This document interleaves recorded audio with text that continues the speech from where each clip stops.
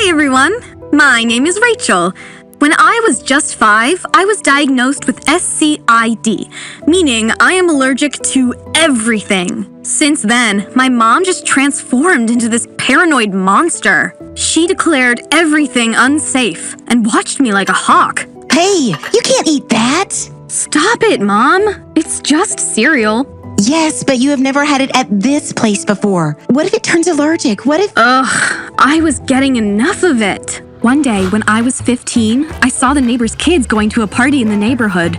I wanted to go so bad and prove to Mom that I could survive outside. So I grabbed my shoes and ran out the door. If I could make it out to the birthday party this time, I need not be locked up like Rapunzel anymore. I ran as fast as I could. Then, I started to feel my lungs give up.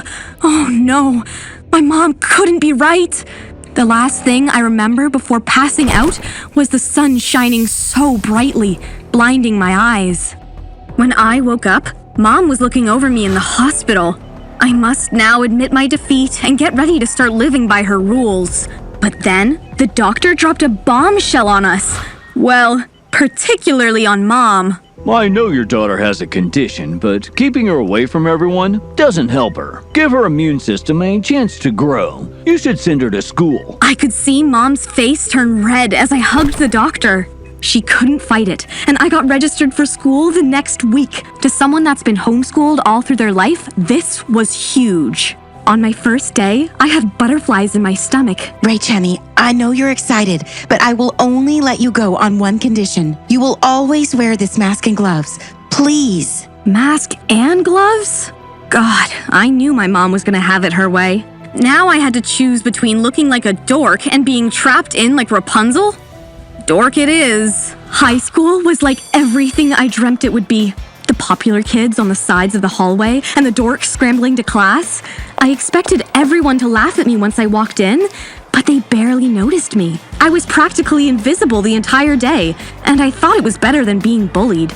Well, but by the second week, I was tired of eating lunch by myself. One day, I went over to a table. Hello, my name is Rachel.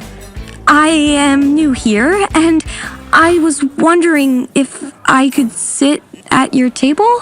They just laughed and started throwing their food at me.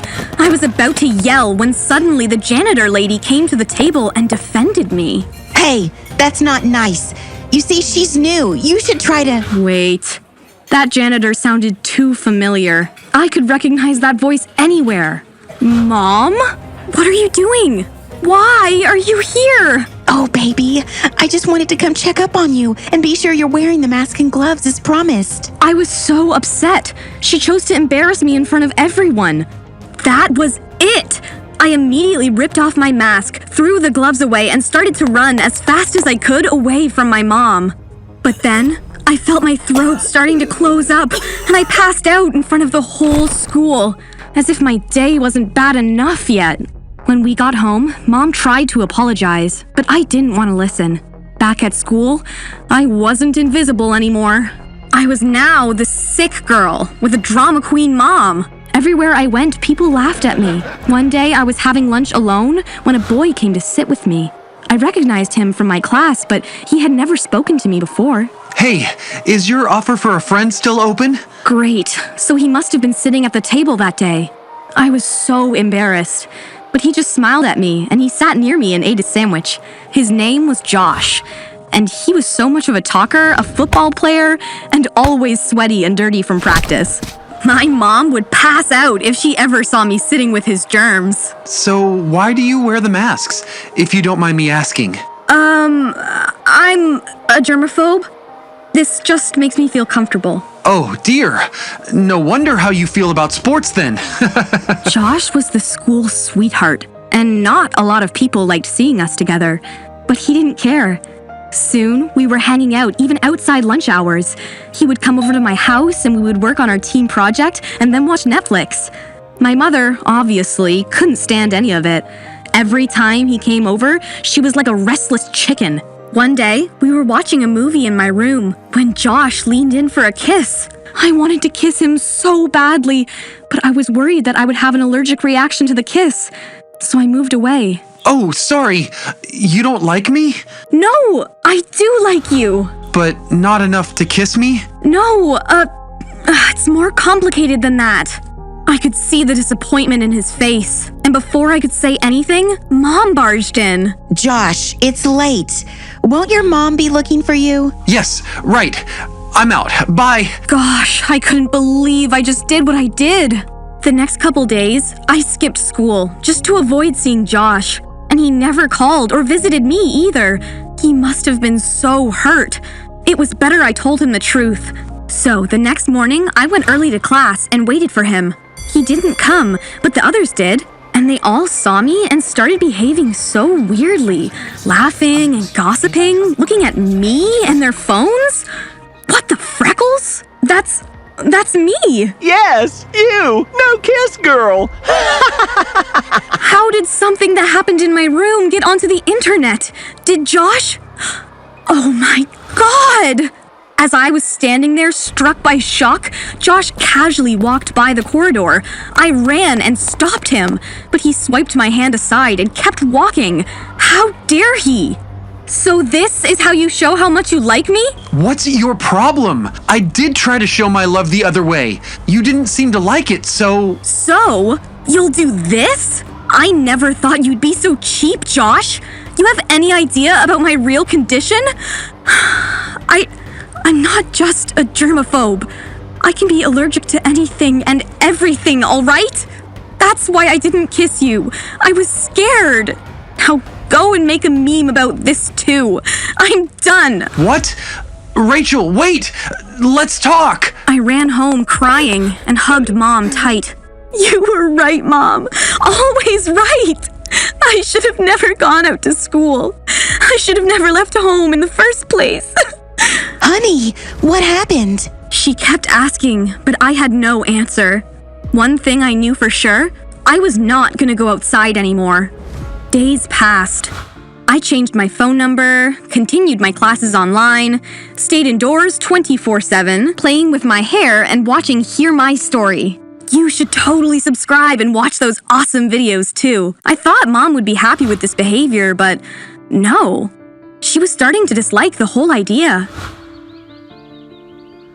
Rach, we have a wedding to go to this weekend, and this is your favorite Aunt Emma. You'll definitely come, won't you? Mom, what are you trying to do? Isn't this what you actually wanted? I'm inside.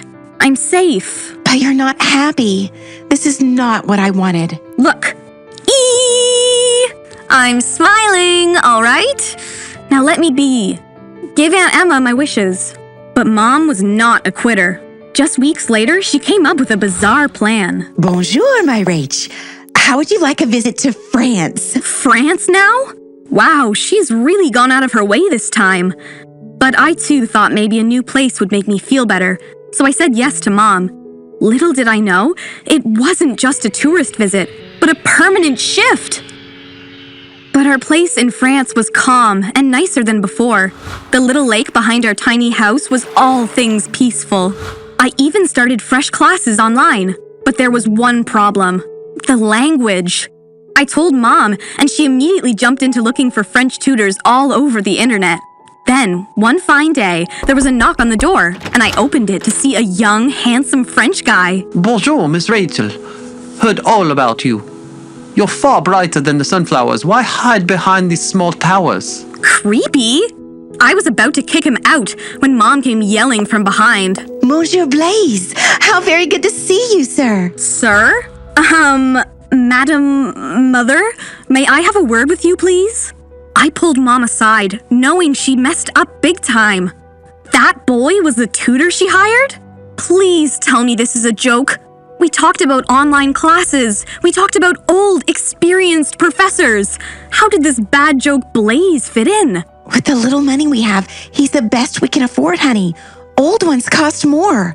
Online tutors are hard to find. And just like that, I was put on a table in front of that ever-smiling French guy. If you could stop smiling, please. I'm allergic to quite a lot of things. You'll never know. Oh, how good it is to... And no jokes. Or poems. However you call this. I hated Blaze, not just because of his senseless poems. It's just that I didn't want to be seeing any boy at all after Josh. I couldn't forget the good and bad times I had with him, and I did not want to repeat. So I had to stay away from Blaze, even though he was irresistibly handsome. If there was one person enjoying the time we both spent together, it's Mom. I see you and Blaze getting along well. Let's invite him over for lunch tomorrow. No! We're gonna have your 18th birthday the French way. Let's invite Blaze too. No! Can we have some movie time with... Mom, I know what you're getting to. What? Do you want me to date him? Or marry him? No, Rach. I just want you back. My little rebel, explorer girl. I'm just wishing that someone, maybe Blaze, should help you through it. Mom was right. Maybe I shouldn't be so hard on myself after all. So, from the next day on, I tried to loosen up a little with Blaze. And yes, he seemed like a nice, fun guy. He even let me braid his hair one day. We slowly got talking about our families, friends, and even Josh. What hurts me the most is I truly loved him. Not your fault. He's just undeserving. Would you like a poem that comforts you now? No thanks. I'd like your shoulder instead. I leaned on him and felt like my heart was light and worry-free already. I'd found a friend in him. Mom was so happy when I finally invited him for dinner that night. Blaze came with a large bouquet of flowers. I sneezed 100 times the moment I got it from him. Gosh, embarrassing. I'm so sorry. I should have known. I should have asked. It's all right, actually. Achoo! I'm happy seeing this old version of me again. Achoo! Aren't you, Mom? Oui, oui. She hugged me, and suddenly life got better. But the very next day, some thug-looking men moved into our next house, and since then, strange things started happening at home. One night, I heard Mom screaming from her room. I ran and found her sitting by her closet crying. Mom, what's happening? Are you okay? I'm not okay. It's gone. Your dad's only memory. My wedding ring. We looked all over the room and everywhere in the house. It really was gone. But how? We thought it might be our weird neighbors. But Mom was so hesitant to go to the cops because there seemed to be a little problem with our visa.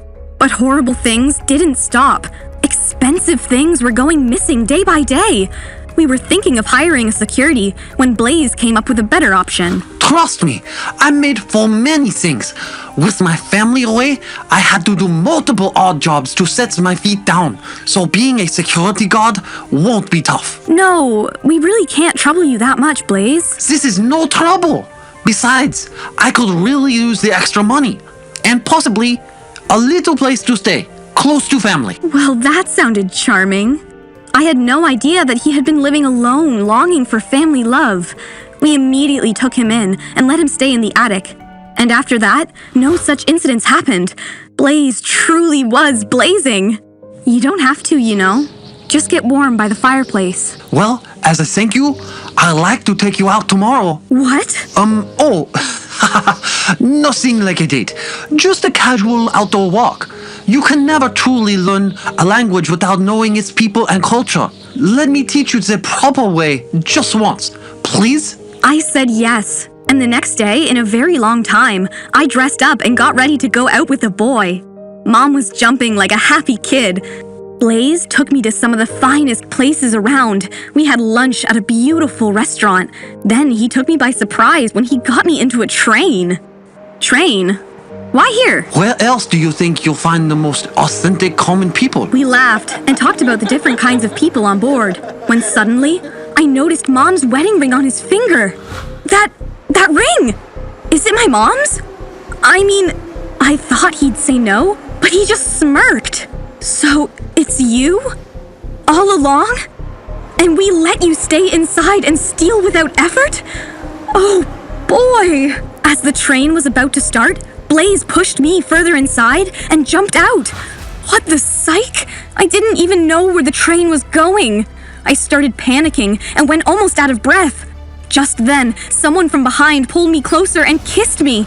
It was the most magical moment of my life. I opened my eyes and saw it was Josh. You. How? So, you're not allergic to Kiss after all. How can you joke like nothing's wrong between us?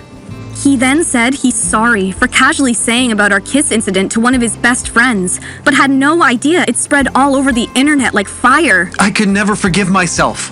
I found the whole background only recently. Been looking for you ever since. Changed your number, changed to a different country.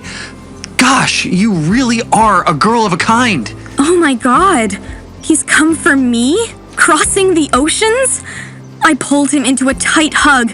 I told him all about Blaze and what a psychopath he was.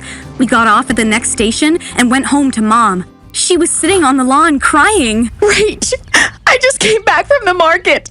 Someone took everything. Jewels, dresses, money, everything. We should call Blaze. Call the cops on Blaze, Mom. We told her the whole story, and she called the cops who assumed they'd catch him soon. We then left France. Back to our lovely home and happy life. Mom apologized for hiring Blaze in the first place, and we understood how one wrong decision made in haste can turn everything upside down, just like it did to my Aunt Emma. Remember, she was about to get married? Well, that never happened. You know why? Nathan, where are you? It's our wedding day, remember?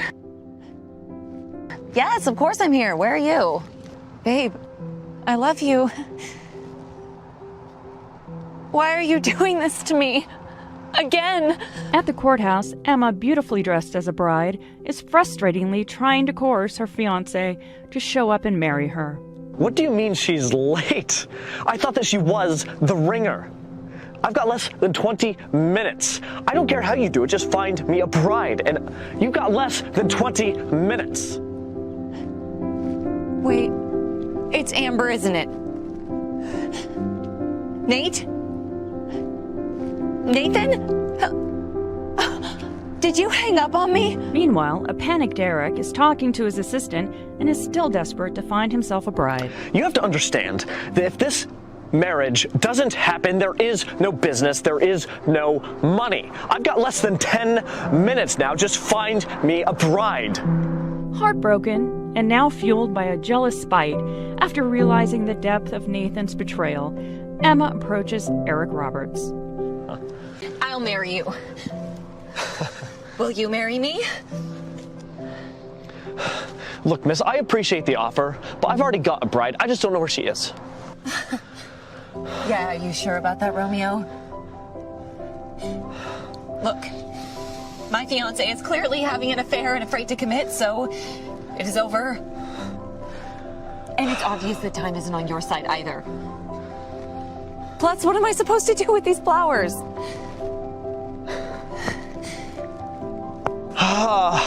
Okay, fine. Let's get married. Eric Roberts has never believed in love, let alone marriage. However, being forced with the very real possibility that he is about to lose his business and personal fortune, he is between a rock and a hard place.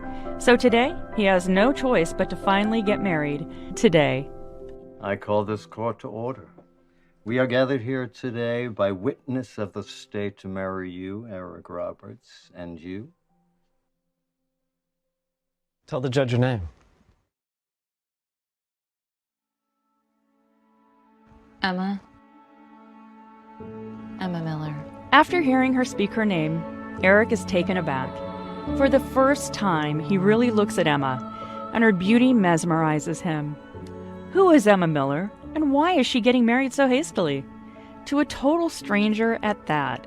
Has Emma fallen into a trap in desperation? To find out, listen to the audiobook, The Billionaire's Accidental Bride. I know you like Hear My Story, and why shouldn't you?